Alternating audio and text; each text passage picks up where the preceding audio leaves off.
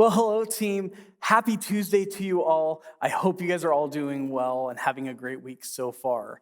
So, wow, what a weekend we had this past week.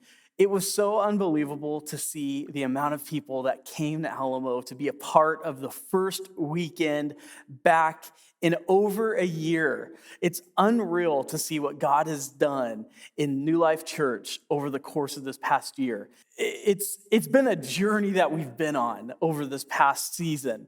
And I read a quote this week that talked about trusting the journey that life has us on.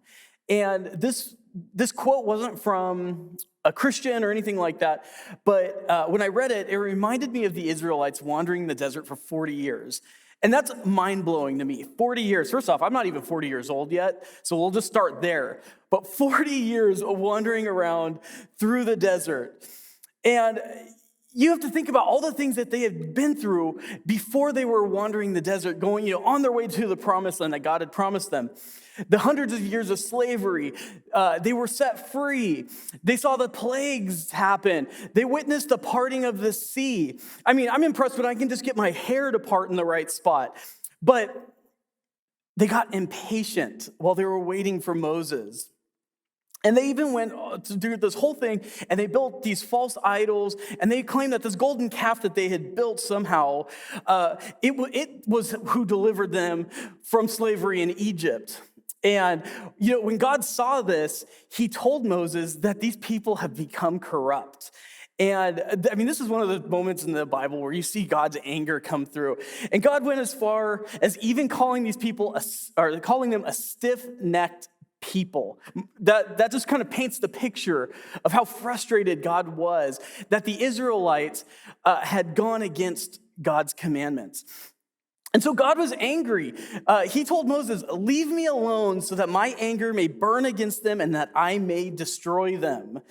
Have you ever been so angry along your journey? Are there people along your path that sometimes you just wish you could have that justified vengeance? It's frustrating when you're walking along your journey and you're in your lane and something happens and it sets your progress back. Sometimes that thing's our own impatience.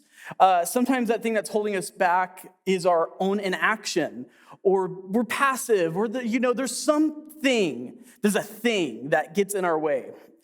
Moses begged and pleaded with God for mercy on these people. The first words out of his mouth are ones that I can relate to because I say them daily because I have two small boys. And those words are, "Oh, Lord." How many times have you said that when your kids have done something crazy? They've dumped out all their toys. They decided that they were going to go and get in the kitchen and they were going to get their own snack or something like that. And then they dump a whole thing of goldfish on the ground. Not that that's happened in my house or anything, but "Oh, Lord," he cried out. Imagine the panic that Moses must have had in that moment when he realized that God's justified anger in the moment was about to wipe this group of people off of the face of the earth. Him crying out and begging God to not strike down these people that he had just rescued from Egypt, the people he promised this land to, the people he said, he will make your descendants as numerous as the stars in the heaven. It worked. Scripture says that the Lord changed his mind about the terrible disaster he had threatened to bring upon his people. And so when I think about trusting the journey, I'm reminded that the journey is full of pauses. When you go on a road trip, you have to stop. You have to make stops. And for me, I know that I have to stop at pretty much every rest stop because I always like to have, a soda or water or some, coffee. So I just know that I have to stop pretty much every time. And sometimes the stops aren't pretty. And more often than not, they're smelly. And they always take way more time than you think they should. And so those of us with kids, we know the worst words that any parent could ever hear on a road trip. Are we there yet? So Moses took too long on the mountain with the Lord, and the Israelites got impatient. They're sitting down there, "Are we there yet?" They're questioning it. They're going, I don't know what happened to Moses. He's changed, and now this isn't working. And so when we think about our journey and all the stops that happen, let's not get impatient. Trust that God is leading you down the right path at the right time in the right season. And this journey doesn't end until we get to see our Creator face to face. And so while we make mistakes and we fall short, lean into God's promise today.